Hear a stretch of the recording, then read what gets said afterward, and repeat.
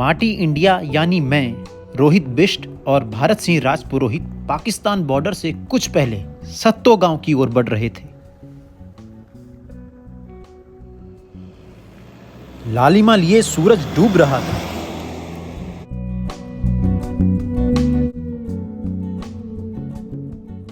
सत्तो तक पहुंचते पहुंचते रात के 9 बज गए।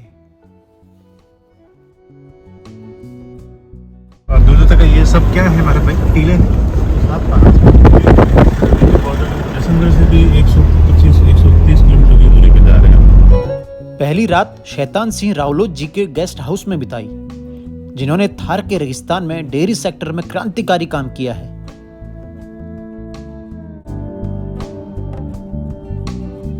दूसरे दिन सुबह सुबह रावलोत जी सत्तो गांव के भ्रमण पर ले गए।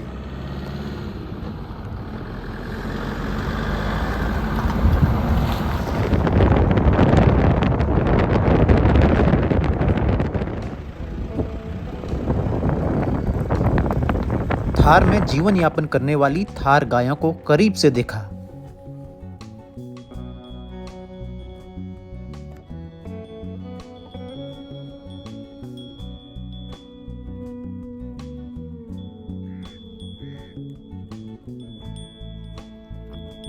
सत्तो गांव की शान शैतान सिंह रावलोत जी से गाय पर चर्चा हुई। अगर आपने ये बातचीत पूरी नहीं सुनी तो बेहद उपयोगी जानकारी मिस हो जाएगी।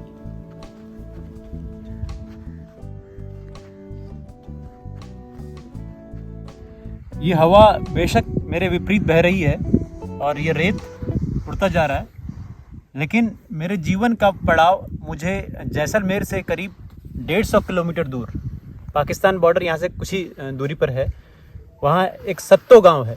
मैं वहाँ पहुँच चुका हूँ और आज मैं जिस शख्सियत से बात कर रहा हूँ उनका नाम है शैतान सिंह जी रावलोत। ये इस रेगिस्तान में किसी एक ऐसे व्यक्ति की तरह काम कर रहे हैं जो इस पूरे क्षेत्र को, जिन्होंने एक तरह का रोजगार उपलब्ध कराया, और वो रोजगार गौ माता की भक्ति, शक्ति और उससे जुड़कर किया है। भाई साहब, सबसे पहले आप मुझे बताइए कि आप इस पूरे क्षेत्र में ऐसा क्या करते हैं कि यहाँ के जन जन में आप ही का नाम है? हाँ, नाम की कोई बात नहीं है भाई साहब, लेकिन मैं गौ सेवा में लगा हूँ यहाँ पे।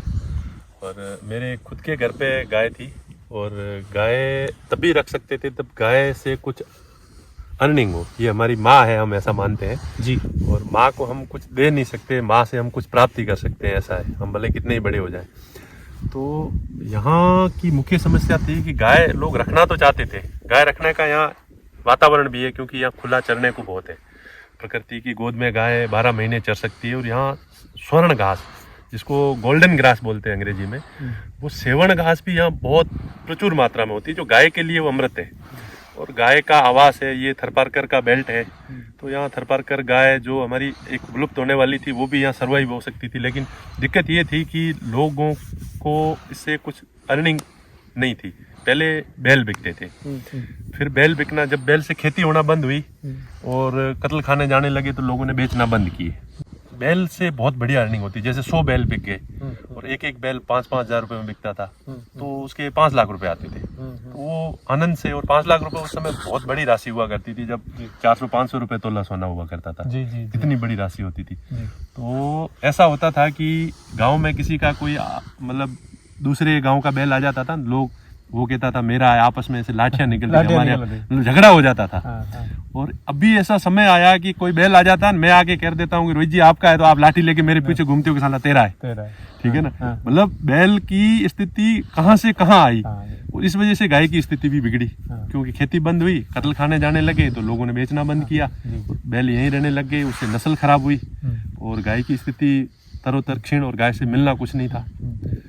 तो फिर मैंने सोचा कि ऐसे तो गाय समाप्त हो जाएगी यहाँ पे, और ये बेल्ट पूरा जो थरपारकर का खुद का बेल्ट है वहाँ नहीं रहेगी, कुछ सरकारी जो फार्म है उनमें बचेगी बस बाकी। और मेरे गाय से इतना प्रेम था कि बस पूछो मत, यूँ गाय के पास में बैठे रहो तो फिर बैठे ही रहो, जो आनंद मिलता था वो। तो फिर मैंने पढ़ाई के बाद में शुरू किया कि भाई कुछ ना कुछ गाय के दूध से उपार्जन हो, तब लोग गाय को रखेंगे। उस प्रयास में मैंने 2002 में शुरू किया। तो 2002 में यहाँ ना तो सड़कें थी, ना इतना कम्युनिकेशन, ना आगे दूध के लिए कोई गाय के नाम से बिकना संभव था। तो बाड़मेर जिले में शुरू किया, वहाँ पास पड़ता है, यहाँ से 200 किलोमीटर पहले शुरू किया एक सेंटर, वहाँ गाय का दूध लिया, यहाँ का दूध भी थोड़ा बहुत लेके कलेक्शन सेंटर शुरू किया, आगे बड़ी डेयरियों को दिया। वो चलाते चलाते फिर 2011 में जब हम कुछ ठीक स्थिति में हुए, हमने खुद ने भी डेयरी की पढ़ाई की, मैंने डेयरी में डिप्लोमा किया आनंद जाके। और उसके बाद में फिर मेरे को लगा कि अब मैं कुछ कर सकता हूँ, यहाँ मुझे समझ हुई कहाँ दूध बिक सकता है, कैसे बिक सकता है, और कुछ रिसर्च और कुछ गाय का जागरण भी हुआ देश में। बिल्कुल, जो गाय के नाम से दूध आप बेच सकते हो, गाय के नाम से घी भी बेच सकते हो। पहले तो गाय भैंस का घी एक बराबर समझा जाता था। तो फिर मैंने यहाँ 2009 में छोटा सा बल्क कूलर लगा के शुरू किया। और यहाँ से कितनी दूर आपने वो शुरू किया? यहाँ से 5-7 किलोमीटर दूर म्याजलार गांव में एक छोटा सा बल्क कूलर लगाया, जिसमें 200 लीटर दूध आया पहले दिन। अच्छा। फिर धीरे धीरे बढ़ते बढ़ते उसको मैंने 7000 किया। अच्छा। 7000 जब मेरे 3 बल्क कूलर भर गए, उसमें जगह नहीं रही, फिर मैंने बड़ी डेयरी प्लान की, जो अभी मेरे पास में बड़ी प्लांट है, वो 30,000 लीटर का प्लांट मैंने लगाया। और उसमें पर डे मैंने 20,000 लीटर भी 2013 में दूध लिया। अच्छा। अब सीजनल कभी कम कभी ज्यादा रहता है। अब दूध लेने वाले और भी लोग आ गए, उस समय कोई लेने वाला नहीं था। जब दूध राइज हुआ तो जैसलमेर से भी गाड़ियां आती है, वो ले जाते हैं, बाड़मेर से भी आती है, वो ले जाते हैं। कोई पनीर बनाने वाला आ गया, कोई मावा बनाने वाला आ गया, लेकिन पहले कोई नहीं था। तो वो करते करते मैंने दूध 18 रुपए में शुरू किया। जब यहाँ 5-7 रुपए में भी कोई, मेरा खुद का दूध मैं 10 रुपए किसी होटल पे दे आता था जाके। अच्छा। जो वो मैंने 18 रुपए से शुरू किया, आज मैं 30 रुपए, 32 रुपए, 35 रुपए भी देता हूँ। और 25 रुपए से कम, मतलब वो इन जो भी गोपालकों से, उनके घर से, हाँ उनसे घर से, बाकी खर्चे अलग। हमारी गाड़ी जाती है यहाँ से। एक समय ऐसा था, मेरी 2000 किलोमीटर गाड़ियां रोज घूमती थी। अच्छा।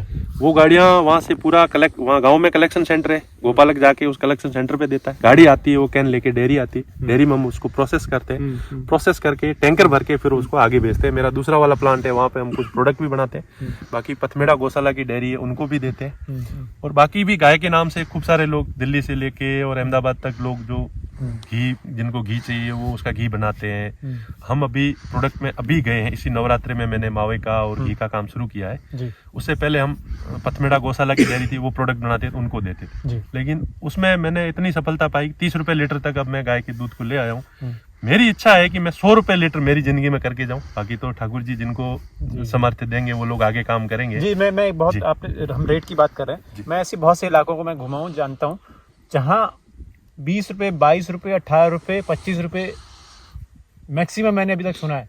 आप 30 रुपए यहाँ इस क्षेत्र में दे रहे हैं, इस रेगिस्तान के क्षेत्र में दे रहे हैं। देखिए जहाँ तक दूर दूर तक धुरे ही धुरे नजर आ रहे हैं, और यहाँ पर 30 रुपए आप दे रहे हैं। ये इससे बेहतर मुझे नहीं लगता कि कोई और दे रहा होगा।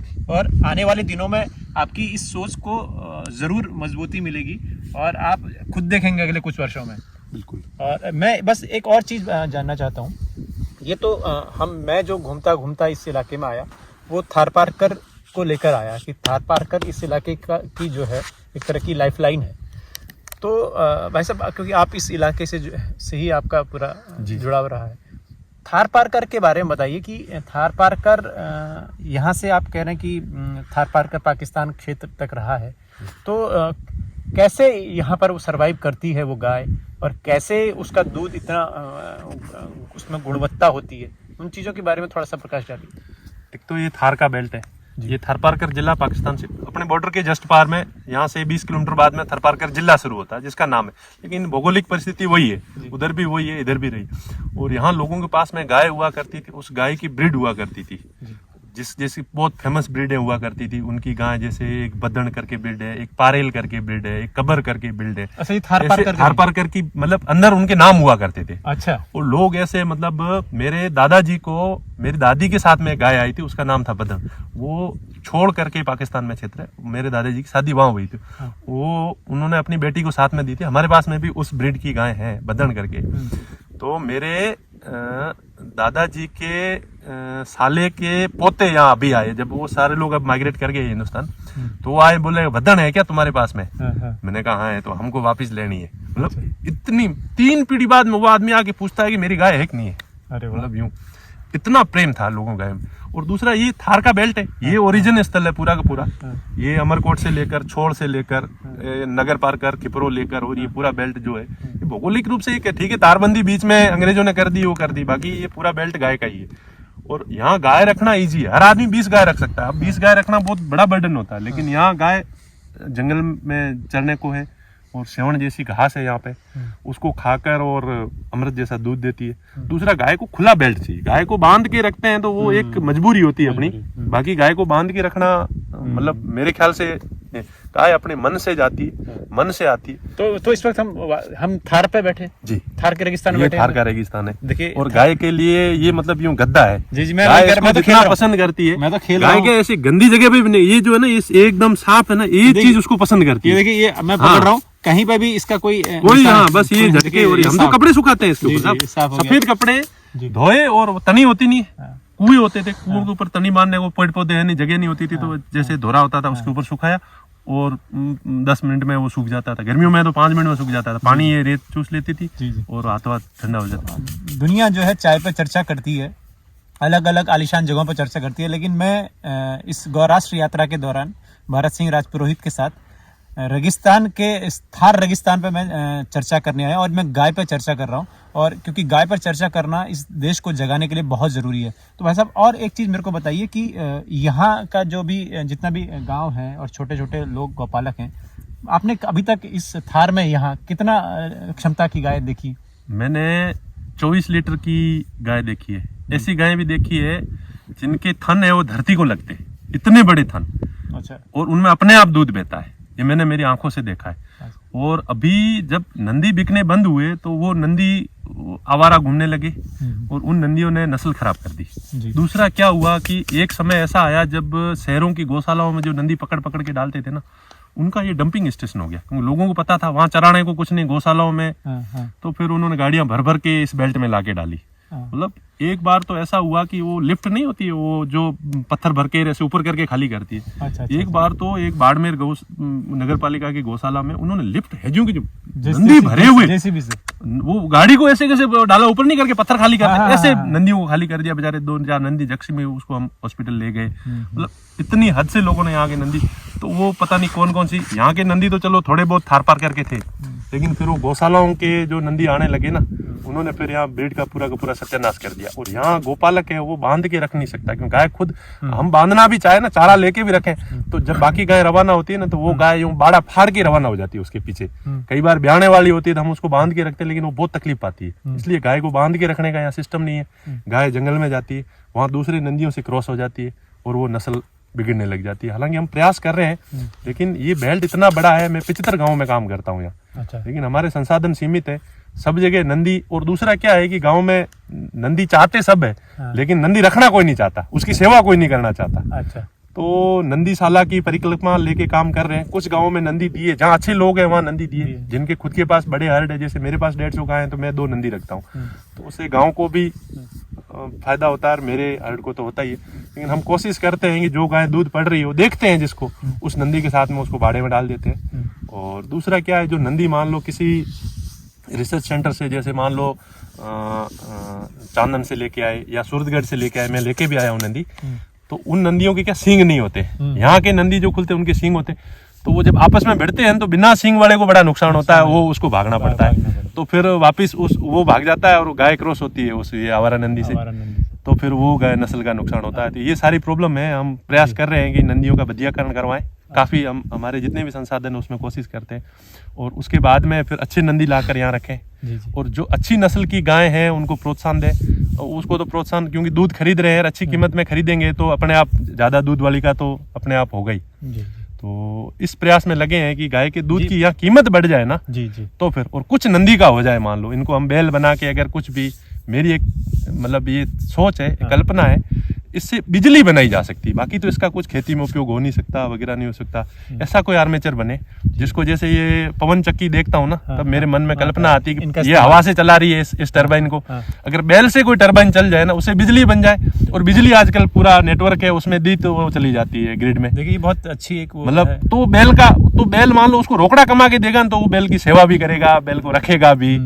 और खेती तो चलो अपन कर नहीं सकते, वो तो बैल वहीं घूमेगा, उससे इतनी अर्निंग हो जाए, एक आदमी उसके ऊपर रख के उसको घुमाए, उसके चारा भी निकल जाए, कुछ उस गोपालक को भी मिल जाए, तो फिर ये इसमें बस एक छोटा सा और सवाल मैं आपसे पूछना चाहूँगा, थोड़ा सा अपना परिवार के बारे में बताइए कि आपके परिवार में और कौन कौन है इस यहाँ, तो कैसे वो लोग रहते हैं? जी, वैसे तो हम गोपालक ही, मतलब हमारा राजा भी गाय पालता था जी। हमारे यहाँ गाय प्रधान है जी। मतलब ऐसे मैं अभी भगवान कृष्ण की वंशज मानते हैं हम अपने आप को, और हैं हमारे रिटर्न में पीढ़ी है 200 मेरे से 72 पीढ़ी पहले भगवान हुए, लगभग 5000 का हिसाब बैठता है लगभग।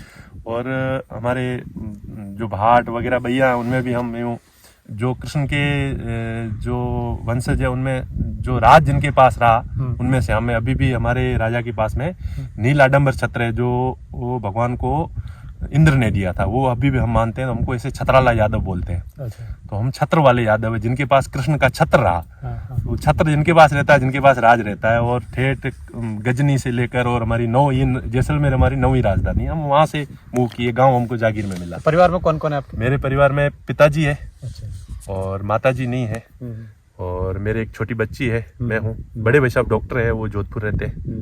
और हमारा ऐसे गाय ही मुख्य जो काम है वो रहता है। जी, तो देखिए बहुत आज हमें इस थार के रेगिस्तान में बहुत ही उपयोगी और एक बहुत ही विजनरी सोच से मुलाकात हुई है बड़े भाई शतान सिंह जी से, और इन्होंने कुछ ज़रूरी मुद्दे भी उठाए हैं, जैसे नंदी का एक सदुपयोग हो और जो यहाँ के गौपालक हैं उनको दूध का सही रेट मिले।